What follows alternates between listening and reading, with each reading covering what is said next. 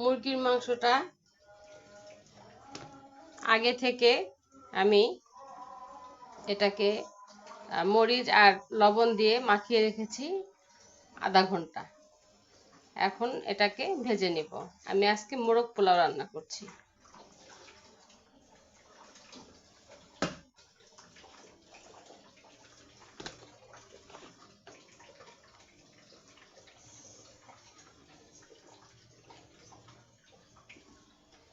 চুলাটা ধরিয়ে দিয়েছিলাম, এখন এখানে তেল দিয়ে দিব।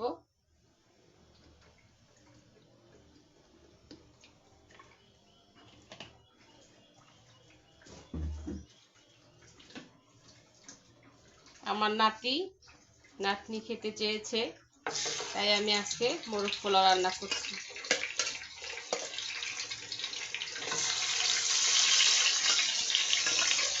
চার পিস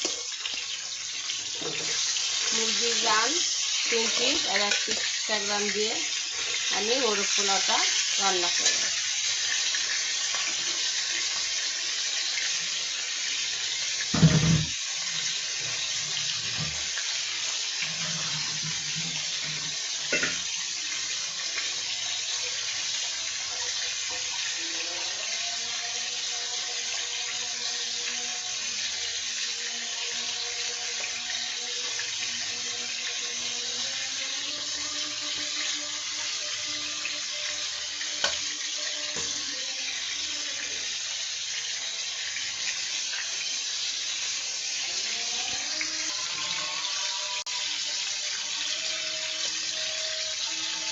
এটাকে খুব বেশি ভাজবো না, নর্মালি ভাজবো, কারণ বেশি ভাজলে এটা শক্ত হয়ে যাবে, তাই অল্প ভাজবো আর কি। এই হয়ে গেল আমার মুরগিটা ভাজা। এর বেশি ভাজবো না, কারণ বেশি ভাজলে মুরগিটা শক্ত হয়ে যাবে উপর দিয়ে। এই কারণে আমি এটা আগে ভালোভাবে উঠিয়ে নিয়ে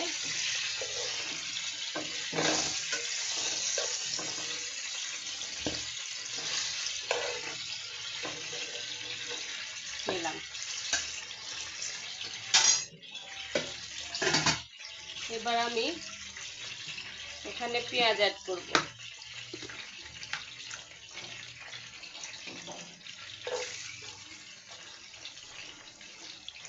পেঁয়াজটা ভেজে নিব।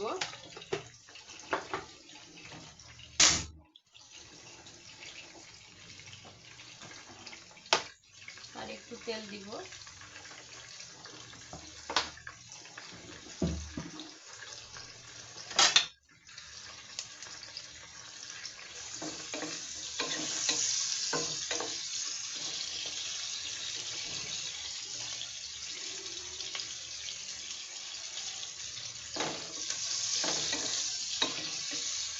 এটাকে ভালো করে বাদামি কালার করে ভেজে নিব। ভাজা হোক। আমার ভাজা হয়ে গেছে। এখন আমি এখানে অ্যাড করব আদা রসুন বাটা। বড় চা চামচের 1 চামচ আমি এখানে দিলাম আদা রসুন বাটা। যেহেতু মুরগিটা কম আর আমি হাফ কেজি চালের বানাবো, ওরা বড় পোলাও করবো, তাই আমি এখানে মশলাটা পরিমাণে কমটাই দিব, বেশি দিব না।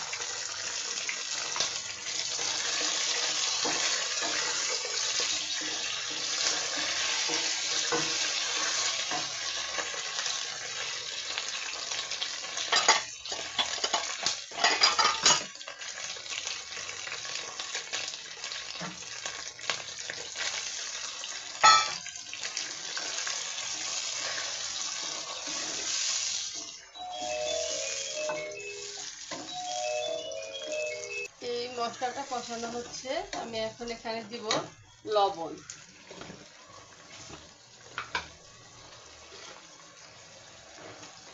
লবণ দিলাম 1 চামচ, যেহেতু মাংসে লবণ দেওয়া আছে সেহেতু আমি এখানে লবণটা কমই ব্যবহার করব।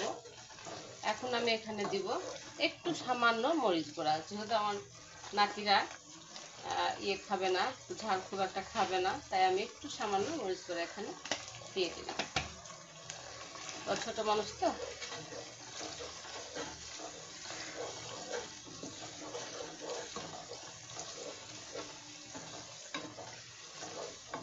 সব মশলা দেওয়া হয়ে গেছে। এখন আমি এখানে দেওয়া বাকি আছে সাদা এলাচটা। সাদা এলাচটা দিব একটু।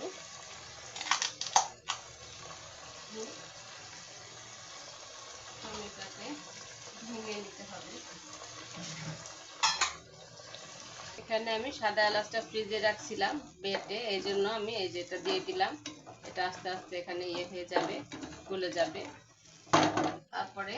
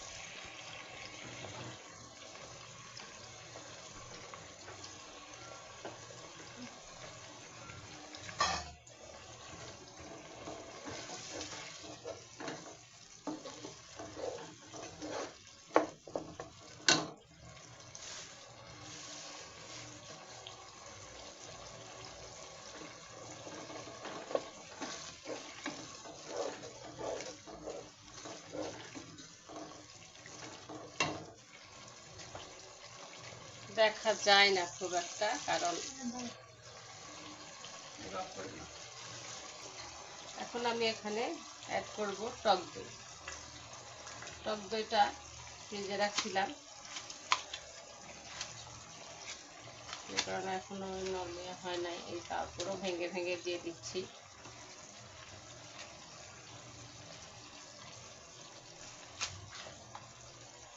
জাস্ট হয়ে গেল টক দই দেওয়া।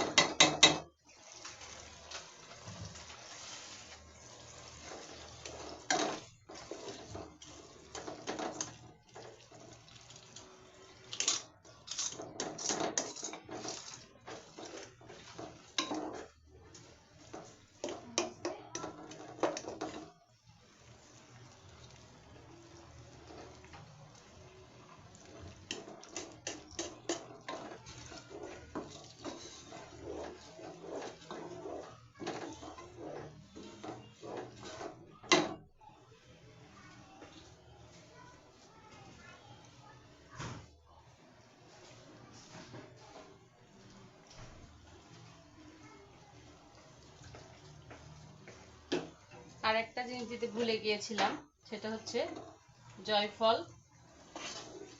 পরিমাণ মতো আর জয়ত্রী।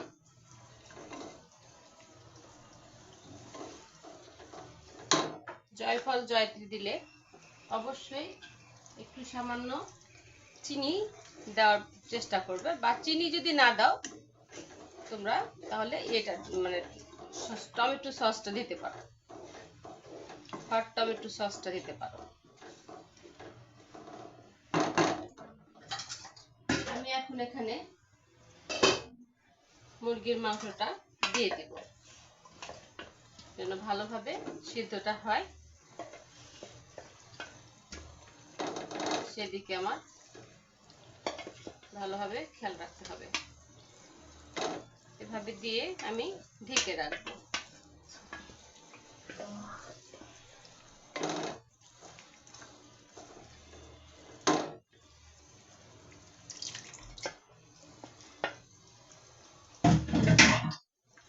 আমি ঢেকে দিলাম। এখানে আমি আরেকটা জিনিস দেব, সেটা হচ্ছে বাদাম বাটা, কিশমিশ বাটা একসঙ্গে দিয়ে দিলাম। আর গ্রেভিটা যদি বেশি হয়, তাতে পোলাওয়ার চালের সঙ্গে গ্রেভিটা মানে মিক্স করলে যেন ভালো লাগে, সেইভাবে গ্রেভিটা একটু বেশি করতে হয়। না করলে কিন্তু ভালো লাগে না। চালটা মনে হয় ছাড়া ছাড়া, তখন পোলাওটা মনে হবে ছাড়া ছাড়া হয়ে আছে। আর গ্রেভিটা যখন বেশি হবে তখন পোলাওটা মনে হবে যে একদম পারফেক্টভাবে সব কিছু হয়ে গেছে। আবার দেখতেও ভালো লাগবে, খেতেও ভালো লাগবে। তাই আমি এখানে একটু গ্রেভিটা বেশি করার জন্য আমি এখানে বেশি করে বাদাম কিশমিশ দিয়ে দিলাম। আরেকটা জিনিস এখানে অ্যাড করব, তা হচ্ছে আমি টমেটো সস একবারে আগেই দিয়ে দিব, যেন পুরোটা মাংসের ভিতরে চলে যায়। পরে দিলাম অথচ মাংসের ভিতরে কিছুই ঢুকলো না, ওইটা ভালো লাগে না। সবসময় চেষ্টা করবা একসঙ্গে দিতে, যেন মাংসের ভিতরে সব রকম মশলা ভিতরে ঢুকে যায়।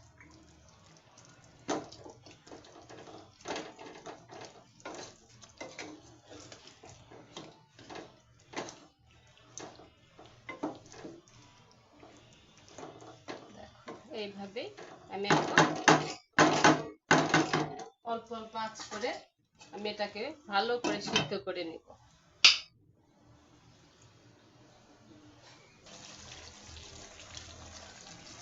এই যে আস্তে আস্তে তেলটা উঠে আসছে।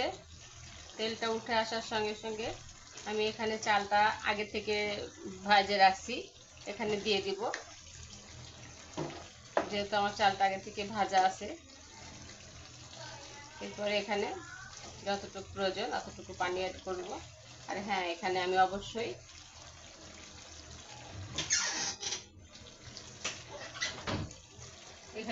আমি ঘি ব্যবহার করব। ঘিটা হচ্ছে, তোমরা দেখো, গ্রামীণ গ্রামীণ স্বাদ। এই এখান থেকে আমি ঘিটা নিয়েছি। তোমরা যদি চাও এখান থেকে তোমরা ঘিটা নিয়ে আসতে পারো, এবং খুবই ভালো ঘি। এবং এদের ঘিটা অনেক ভালো, কোনো রকম মানে নাই, দুর্গন্ধ নাই, একদম খুবই ভালো এবং খুবই উন্নত মানের ঘি।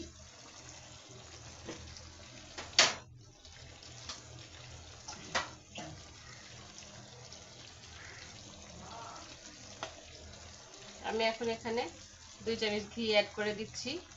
তোমরা এইভাবে ঘিটা অবশ্যই দিবা, ঘিটা দিলে একটা আলাদা ফ্লেভার, আলাদা সবকিছু আসবে।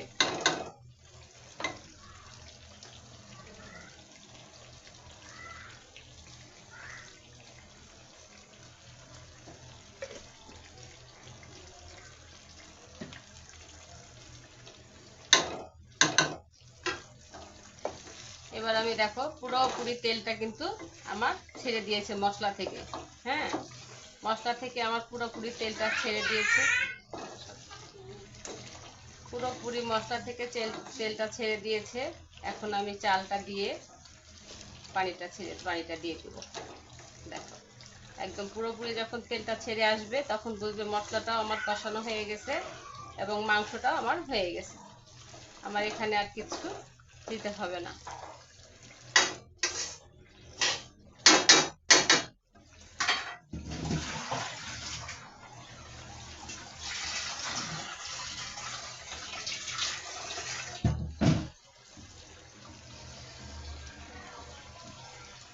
এবার আমি চালটা দেওয়ার পর পানিটা দিয়ে দিলাম।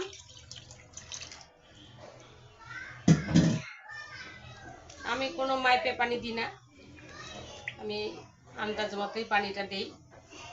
কতটুক চালে কতটুক পানি দিতে হবে এরকম মাপামাপি আমি প্রথম থেকেই মাপামাপি রান্না করি না, এভাবেই রান্না করি। চালটা যদি পুরাতন হয় সেটা তোমরা বুঝবা, সেই ক্ষেত্রে চালে পানি বেশি লাগবে। আর যদি চালটা নতুন হয় সেই ক্ষেত্রে চালে পানি কম লাগবে। এটা চালটা দেখলে বুঝতে পারবা চালটা নতুন না পুরাতন। এখন আমার হয়ে গেল। আমি এখানে আরেক চামচ লবণ ব্যবহার করব, কারণ চালে আমি লবণ দিইনি। এই আমার আরেক চামচ লবণ ব্যবহার করলাম, আর একটু সামান্য দিব। হয়ে গেল আমার লবণ ব্যবহার করা। আর এখানে কোনো কিছু ব্যবহার করার নাই। দেখো সুন্দর এখানে আমার হয়ে যাবে। এখন আমি এটা ঢেকে দিব। মাংসটা আমার ফুল হয়ে গেছে। আর এইটার সঙ্গে যতটুকু হবে না সেটু হয়ে যাবে।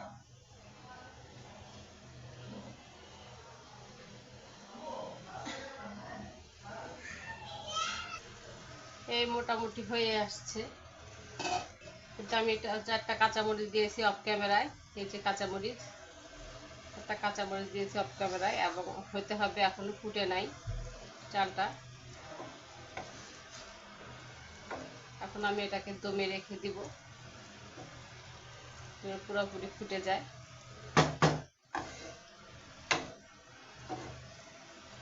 এভাবে আমি এটাকে কিছু সময় রেখে দেব।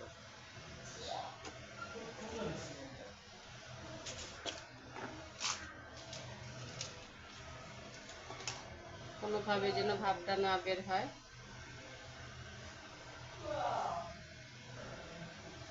সেজন্য এটা দিয়ে দিলাম।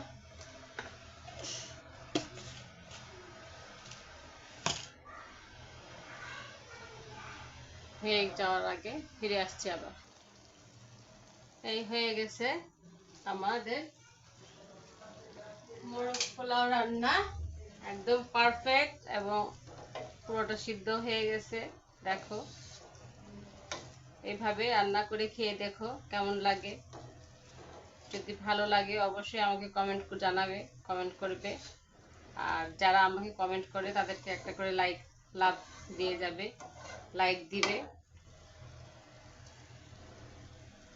আর এভাবে রান্না করে খেয়ে যদি ভালো লাগে, এটা লাল দেখাচ্ছে কারণ আমি এখানে টমেটো সসটা অ্যাড করছি, এই জন্য। তো এইভাবে রান্না করে খেয়ে দেখো তোমরা, যদি ভালো লাগে আমাকে অবশ্যই কমেন্ট করে জানাবে। ভালো থেকো সবাই, আল্লাহ হাফেজ।